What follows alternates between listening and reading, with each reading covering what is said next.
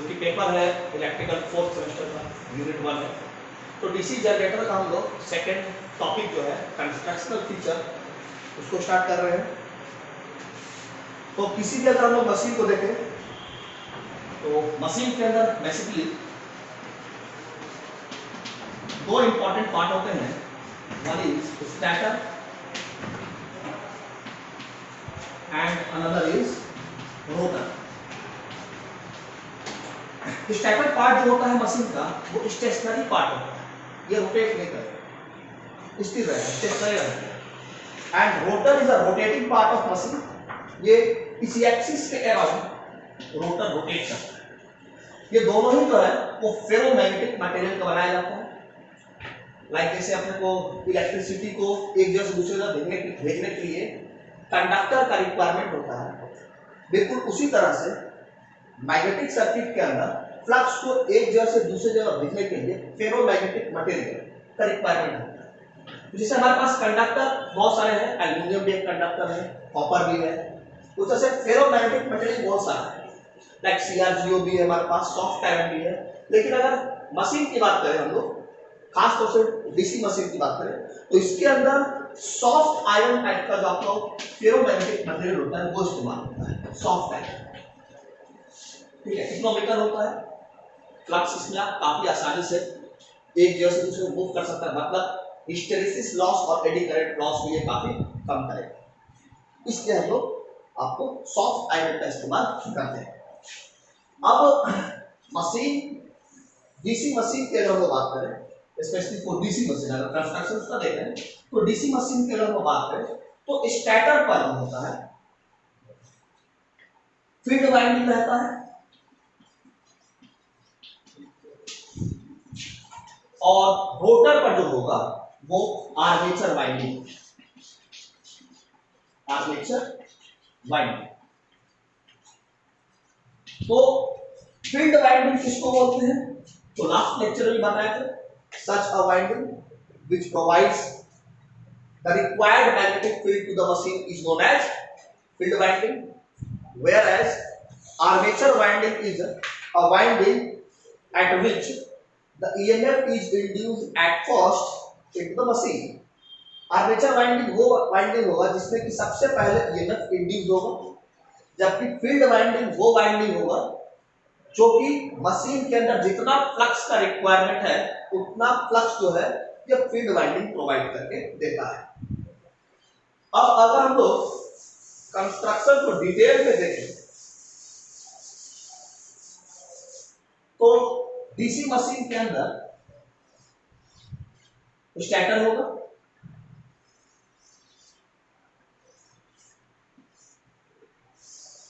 ये simple DC machine है।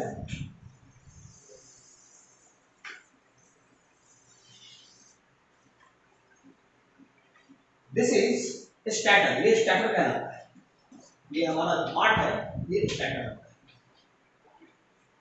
और ये जो है ये हिस्सा this is called as rotor, ये किसी एक्सिस के अराउंड रोटेट करेगा। और जनरेटर है तो एक प्राइम मूवर का रिक्वायरमेंट पड़ेगा, and this is the shaft of the prime mover, prime mover. अब ये जो हिस्सा है, ये हिस्सा दिस इज पोल। तो अगर पोल को देखेंगे तो ये माउंटेड है, टिका हुआ है स्टार्टर पर। तो स्टार्टर जो है इसके अंदर जो पहला पार्ट है that is magnetic circuit, magnetic circuit. अब ये जो पोल है, जिस मटेरियल का हम लोग स्टार्टर बनाते हैं फेरोमैग्नेटिक मटेरियल, बिल्कुल उसी मटेरियल का पोल भी बनाया जाए। अब इस पोल में स्लॉट्स बनाए जाए, यहां हम वही 2 स्लॉट भी दिखा सकते हैं, 3 स्लॉट भी दिखा सकते हैं, फॉर कन्वीनियंट हम 2 स्लॉट ले लेते हैं। दिस इज स्लॉट, ये हॉलो फोकला स्ट्रक्चर आता है, इसके अंदर वाइंडिंग जाएगा। लाइक अगर हम लोग वाइंडिंग इस तरफ से डाल रहे हैं, इस तरफ से वाइंडिंग डाल रहे हैं, तो बैक एंड से होता हुआ ये इस तरफ से वाइंडिंग निकलेगा। और अगर एक बार इधर से डाल के एक बार इधर से निकाल दें, this is called as one complete turn, ये एक टर्न कहलाता है। अब इसके अंदर वो चाहे 10 बार इस तरफ से वाइंडिंग डाले, निकाले, एक टर्न हुआ, दोबारा डाले, फिर से निकाले, दूसरा टर्न हुआ, तीसरा बार डाले और फिर निकाले, एंड थर्ड टर्न हुआ। जितना नंबर ऑफ टर्न हमको रिक्वायर्ड रहेगा उतना नंबर ऑफ टर्न हम लोग इसके अंदर लपेट सकते हैं या डाल सकते हैं। ठीक है, कितना नंबर ऑफ टर्न रिक्वायर्ड होगा, that is the part of the machine design. वो मशीन डिजाइन जो सब्जेक्ट है उसके अंदर हम लोग पढ़ते हैं कि क्या हमारा ये पोल का स्पेसिफिकेशन होगा, क्या स्लॉट का स्पेसिफिकेशन होगा, कितने नंबर ऑफ टर्न्स जाएंगे। All of this things are studied under the subject machine design. ठीक है, तो अभी हमारा area of interest machine design नहीं है, बस इसके पार्ट्स को समझना है। तो जो पहला पार्ट है दैट इज मैग्नेटिक सर्किट। तो this entire part is actually the magnetic circuit, this slot and this pole. And one thing more is this is a pole shoe, पोल का जूता है। ठीक है, पोल शू, पोल को जूता पहनाया जाता है, this is the pole shoe. Similarly on the other side this is also a pole shoe. It means the stator has magnetic circuit and magnetic circuit को अगर देखें तो इसके अंदर क्या क्या है, पोल है, पोल शू है, वाइंडिंग है, this is basically field winding.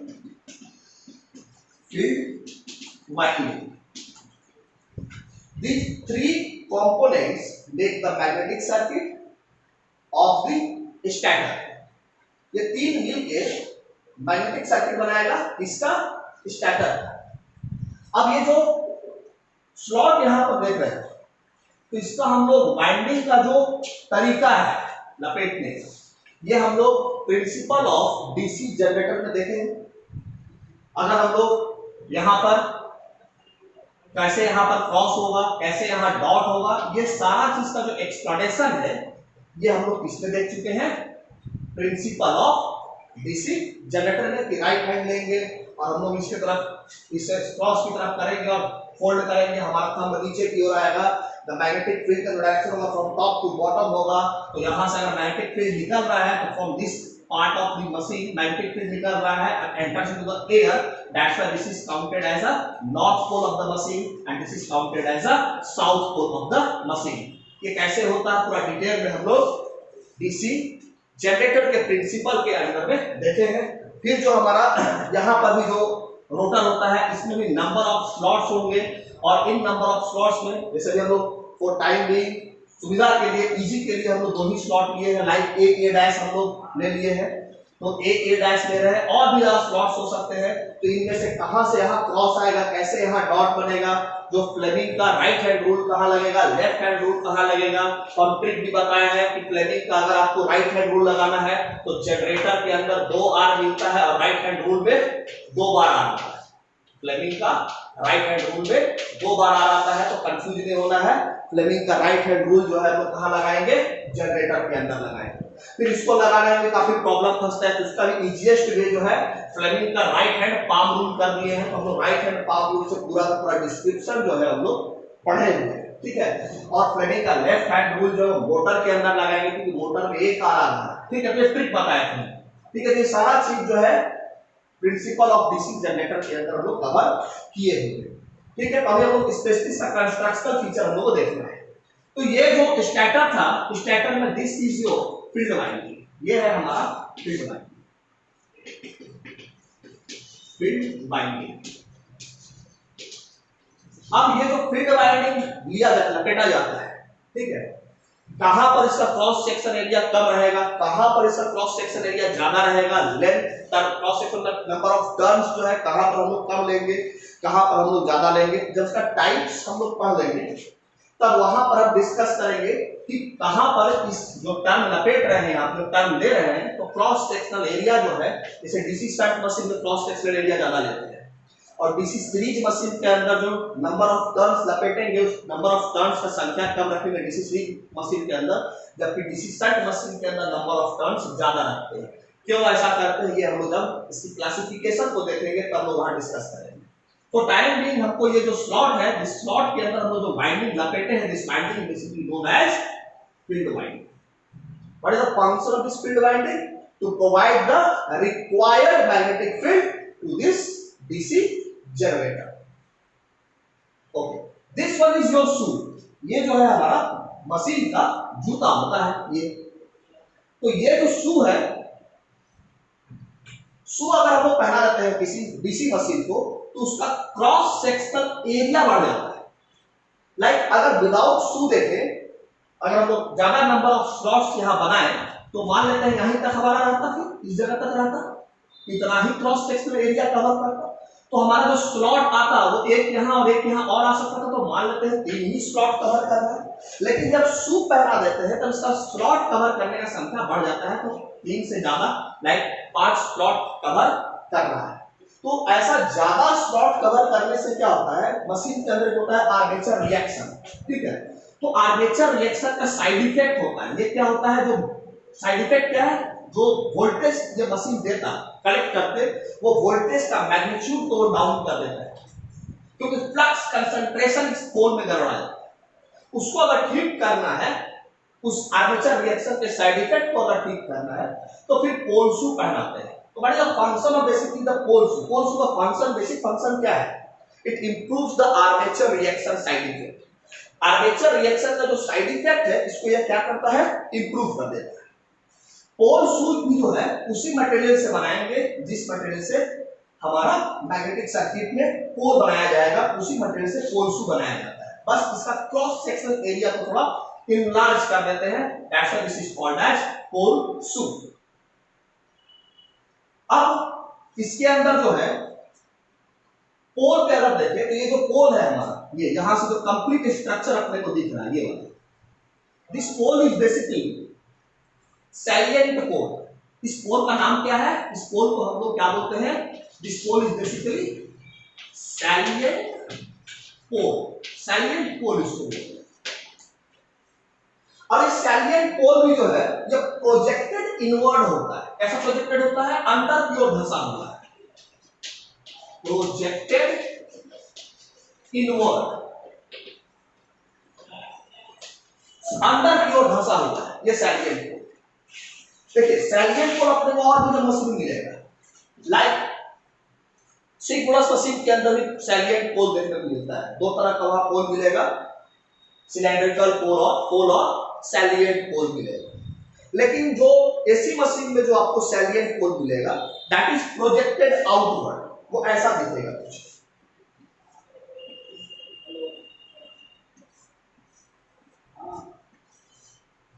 This is also a salient pole, but projected outward, बाहर की ओर निकला हुआ, इसका उभार बाहर की ओर। And this salient pole is projected inward, अंदर की ओर है। ठीक है, तो कंफ्यूज नहीं करना है। अगर एग्जाम में आपको पूछेगा कि डीसी जनरेटर के अंदर किस तरह का पोल होता है तो आप बोलिएगा सैलिएंट पोल। अगर बोला है कि सैलिएंट पोल प्रोजेक्टेड आउटवर्ड है या प्रोजेक्टेड इनवर्ड है, देन सैलिएंट पोल प्रोजेक्टेड इनवर्ड होता है डीसी जनरेटर के अंदर या डीसी मशीन के अंदर, इवन मोटर में भी यही चीज होता है। ठीक है, तो हम लोग अभी क्या क्या देखे मैग्नेटिक सर्किट के अंदर, तो मैग्नेटिक सर्किट में होता है कि स्टैटर है, सॉरी स्टैटर के अंदर क्या क्या देखे, मैग्नेटिक सर्किट होता है। तो stator is made of ferromagnetic material like soft iron and this is the static part of the machine. It has the basic 3 main components are pole, pole shoe and the field winding. Pole is also made of ferromagnetic material and this pole is salient pole projected inward. On the pole there is a slot. उस पोल पर क्या रहता है, slot रहता है and in this slot the windings are wounded, winding लपेटे जाते हैं and these windings are known as field winding. The basic function of the field winding is to provide the required magnetic field to the DC machine or the DC generator, and there is a pole shoe at the face. इस पोल के चेहरे पर जूता उसका पहनाया जाता है, तो there is a pole shoe at the face of the pole. The main function of the pole shoe is to improve the side effect of the armature reaction. ये पूरा आपका स्टैटर का construction. Okay, now the next part is rotor. अच्छा, एक चीज और, stator में ये जो हिस्सा होता है this is basically known as frame. हम चाहे तो यहाँ फ्रेम नहीं बनाए हैं, आप इस तरह से चाहे तो फ्रेम कंस्ट्रक्ट कर सकते हैं. ठीक है, फ्रेम ये आपको इस पर मशीन जो है माउंटेड रहेगा. ठीक है.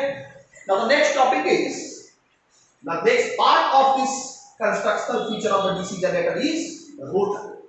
This rotor is a rotating part of the machine,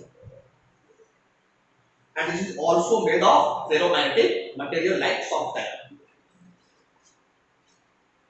Now, the important parts inside the rotor. Okay. One more thing, बाद में हम बताएंगे. स्टार्टर पर एक चीज रह गया है, that is ब्रश. ठीक है, ब्रश होल्डर, उसको हम रोटर के बाद अभी समझेंगे. ठीक है, फिलहाल अभी लोग रोटर देखते हैं. तो रोटर जो है, तो यहाँ पर मैग्नेटिक सर्किट एक पार्ट था, दूसरा पार्ट होगा हमारा ब्रश. ठीक है, दूसरा जो हिस्सा होगा वो होगा ब्रश. ब्रश हम लोग थोड़ी देर में देखेंगे क्या होता है, क्या काम है ब्रश का.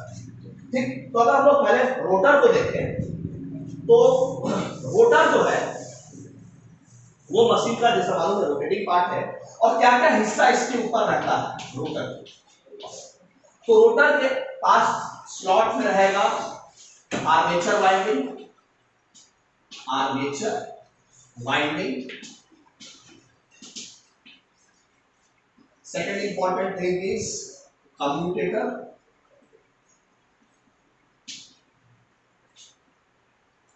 These two parts are the most important part of the rotor.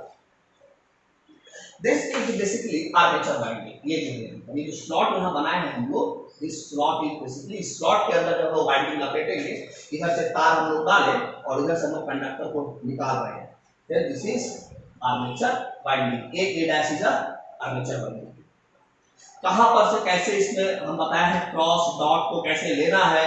ठीक है, क्या आपका रोटेशन आप अपने से मान लीजिए कैसे यहाँ क्रॉस आ रहा है, कैसे यहाँ डॉट आ रहा है. फ्लेमिंग के राइट हैंड रूल को लगाकर आप ले सकते हैं. बेसिकली फ्लेमिंग का राइट हैंड रूल जो है इंड्यूस्ड ईएमएफ के बारे में जानकारी देता है कि इस कॉइल का जो ये जो आपका ए है, ए पर क्रॉस ईएमएफ इंड्यूस होगा या डॉट ईएमएफ इंड्यूस होगा. ये हम लोग डीसी जनरेटर के प्रिंसिपल में पहले ही देते हैं. ओके, तो इस स्लॉट के अंदर जो रहता है वो आर्मेचर वाइंडिंग रहेगा. व्हाट इज आर्मेचर वाइंडिंग किसको बोलेंगे? तो such a winding at which EMF is induced at first in the machine, and this winding is wounded in the slot of the armature या rotor. This winding is armature winding is wounded in the slot of the rotor. rotor में यहाँ slot में इसको लपेटा जाता है. इसे यहाँ डाले तार ऐसे निकालिए, फिर डाले और निकाल. ये दो ही स्लॉट बनाए हैं, नंबर ऑफ स्लॉट्स यहाँ पॉसिबल है. ठीक है. नाउ लास्ट क्लास में जब हम लोग थे तब भी हम यहाँ पर एक चीज शायद डिस्कस नहीं भी किए होंगे. तो आप देखिए आर्मेचर वाइंडिंग जो है उसमें जो ईएमएफ इंड्यूस्ड होता है उसका नेचर ऑलवेज एसी होता है. मतलब यहाँ पर जो भी ईएमएफ इंड्यूस्ड होगा वो एसी इन नेचर रहेगा. क्यों? क्योंकि फैराडे जो बोला कि किसी भी कॉइल में आप ईएमएफ कैसे इंड्यूस कर सकते हैं, तो वो क्या बोला कि rate of change of flux with respect to time होना चाहिए. बस अब आपकी मर्जी, आप कैसे भी करो. The rate of change of flux with respect to time. ऐसा फ्लक्स या तो किसी कॉइल को काट दे, या ऐसे फ्लक्स को कोई दूसरा कॉइल काट दे, या इस तरह का फ्लक्स और कॉइल एक दूसरे को काट दे, मतलब दोनों रोटेटिंग इन नेचर है. ठीक है. आपका ईएमएफ जो है वो इंड्यूस्ड हो जाएगा, और जो भी ईएमएफ यहाँ इंड्यूस होता है इस तरह के प्रोसेस से, तो उसको हम लोग डायनेमिक ईएमएफ बोलते हैं।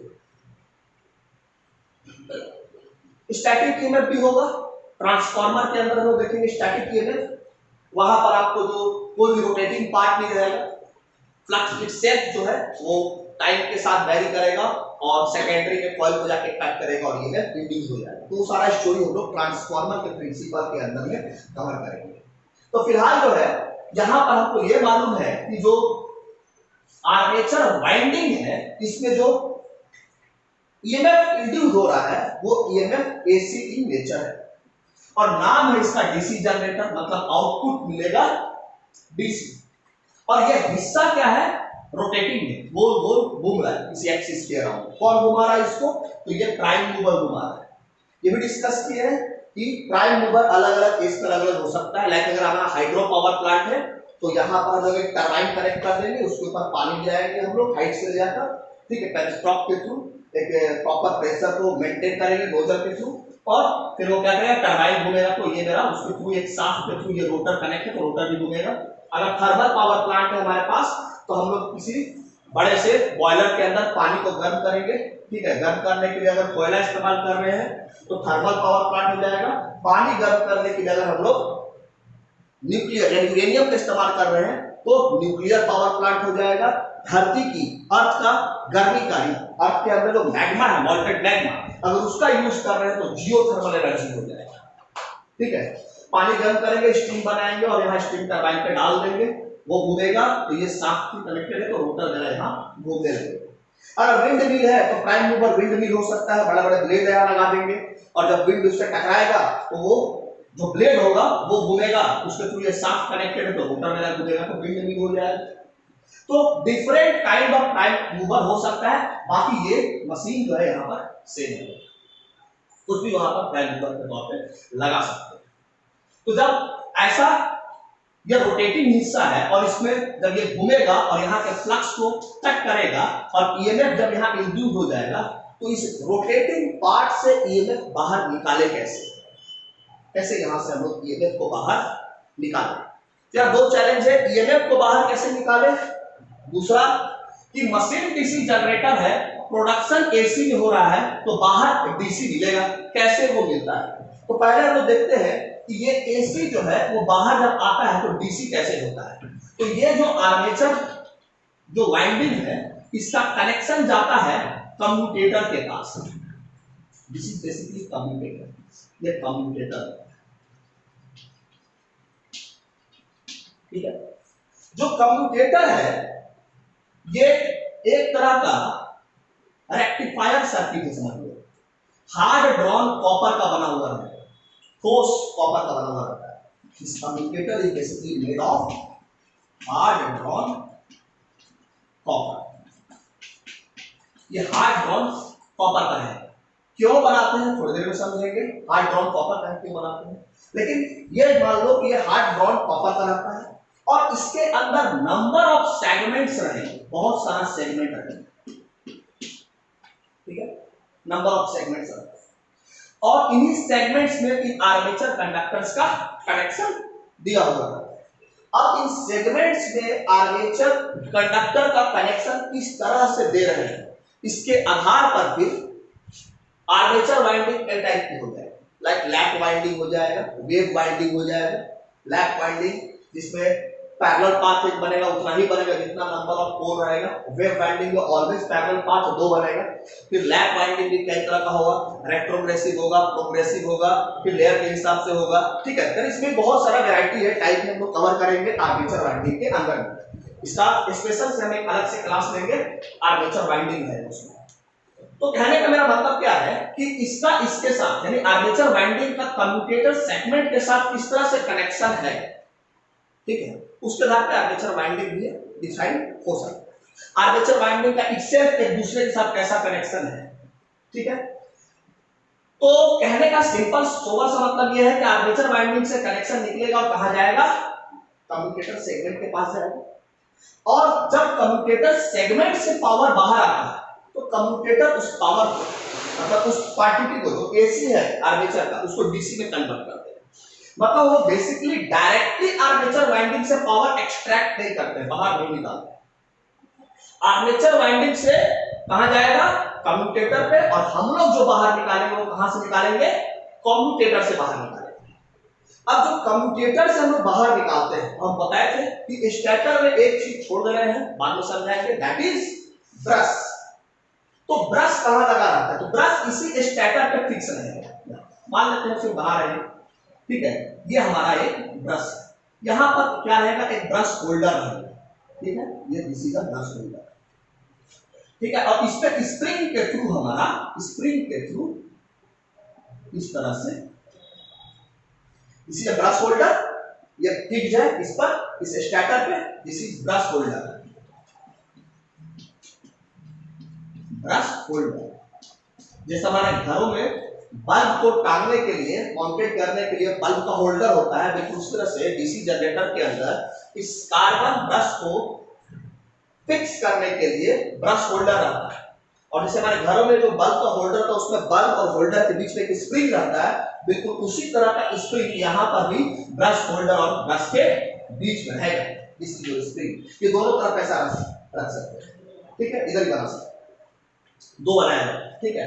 तो हमारा क्या है, ये जो है अटैच हो जाएगा, अटैच मतलब सटेगा। जैसे मान लो कि फॉर टाइम भी, जैसे ये हमारा मार्कर है और ये गोल इस तरह से घूम रहा है, अब इससे हमको पावर को बाहर निकालना है, कि ग्रीन वाला जो पट्टी है, इससे हम लोग अपना फिंगर को टच कर ले रहे हैं और इसको घुमा रहे हैं। तो क्या है कि फिंगर मेरा फिक्स है और मार्कर जो है वो रोटेट हो रहा है, लेकिन टच है, बिल्कुल टच कर रहा है। तो टच करने की वजह से इसमें अगर कोई ग्रीन वाले पट्टी में अगर कोई तरह का पावर है, तो हम लोग इस फिंगर से एक्सट्रैक्ट कर सकते हैं, बाहर निकाल सकते हैं। बिल्कुल उसी तरह का कॉन्सेप्ट यहाँ पर होता है। कम्यूटेटर जो रहता है वो शाफ्ट के साथ कनेक्टेड है, ठीक है, तो शाफ्ट घूमेगा तो कम्यूटेटर भी घूमेगा। और ये जो ब्रश है ये स्टेशनरी है, ये नहीं, ये बस इससे टच है। टच होने की वजह से क्या होगा, जो कम्यूटेटर में पावर है वो पावर क्या हो जाएगा, एक्सट्रैक्ट हो जाएगा, बाहर आ जाएगा इस ब्रश से। अब जो ब्रश होता है वो भी कई तरह का इस्तेमाल में लाया जाता है। अगर स्मॉल रेटिंग मतलब छोटा मोटा मशीन है, कम रेटिंग का मशीन है, तो जो ब्रश इस्तेमाल करते हैं that is carbon brush, carbon material बनाए, ठीक है। अगर हमारा स्मॉल रेटिंग का मशीन नहीं है, देन फिर इसको हम लोग ग्रेफाइट ब्रश का भी इस्तेमाल करते हैं। लार्ज मशीन के लिए ग्रेफाइट ब्रश इस्तेमाल में लाया जाता है, ठीक है। इसके अलावा मतलब उसको इलेक्ट्रो ग्रेफाइट मशीन बोला जाता है, ठीक है। फिर कॉपर इलेक्ट्रो ग्रेफाइट तरह का कार्बन मशीन भी होता है। अगर लो रेटिंग का तुम्हारा लो करंट और हाई वोल्टेज रेटिंग का अगर हमारा मशीन है, तो electro graphite machine copper electro graphite भी कार्बन ब्रश में इस्तेमाल में आता है। तो मेनली जो बुक में पढ़ोगे कि कार्बन ब्रश इस्तेमाल में आता है लो रेटिंग मशीन के लिए, और हाई रेटिंग मशीन के लिए electro graphite carbon brush, electro graphite brush का इस्तेमाल करते हैं, ठीक है। तो पावर किस तरह से एक्सट्रैक्ट हो रहा है ये समझ आया। हमारा आर्मेचर के पास एसी था, वो कम्यूटेटर के पास आते ही डीसी हो जाएगा। कम्यूटेटर उस एसी को डीसी में कन्वर्ट कर देता है। कैसे करता है ये अपना अलग इसमें कहानी, वो एरिया ऑफ इंटरेस्ट डिप्लोमा के लिए नहीं है, ठीक है। बीटेक होता तो समझ आता है, ये डिप्लोमा के लिए इतने डिटेल में नहीं पढ़ना है, ठीक है। बस ये हम लोगों को जानना है कि हाँ आर्मेचर पर एसी होगा, कम्यूटेटर पर आएगा, वो डीसी में कन्वर्ट हो जाएगा, और फिर उस पावर को हम लोग क्या कर लेंगे, कार्बन ब्रश और ब्रश होल्डर के थ्रू एक्सट्रैक्ट कर लेंगे, बाहर निकाल देंगे। अब एक टॉपिक है कि जब हम लोग कम्यूटेटर बनाते हैं तो उसको हार्ड ड्रॉन कॉपर का क्यों बनाया जाता है। देखो जब यहां पर ये कार्बन ब्रश इसके साथ टच में रहेगा, इस हमारा कम्यूटेटर के साथ, तो इनके बीच में फ्रिक्शन होगा, हीट प्रोड्यूस होगा। उस हीट को बियर करने का जो क्षमता है वो इस कार्बन ब्रश में, सॉरी इस कम्यूटेटर में भी होना चाहिए। इसलिए इसको जिस मटेरियल से बनाते हैं that is generally hard drawn copper, ठोस तरह के कॉपर का इस्तेमाल करते हैं, सॉलिड, ठीक है। तो हार्ड ड्रॉन कॉपर में उतना क्षमता रहता है कि आसानी से यहाँ प्रोड्यूस हीट को बियर कर सके, बर्दाश्त कर सके। वो हीट सिर्फ कॉपर ही बियर नहीं करता है, ये जो ब्रश है हमारा, ये ब्रश भी उस हीट को बियर करने के लायक होना चाहिए, ठीक है। आया बात समझ में। तो ये जो पूरा सिनेरियो था, this is the constructional feature of the DC generator, ठीक है। तो नेक्स्ट क्लास में हम लोग नेक्स्ट टॉपिक को कवर करेंगे। अभी के लिए इतना ही, थैंक यू।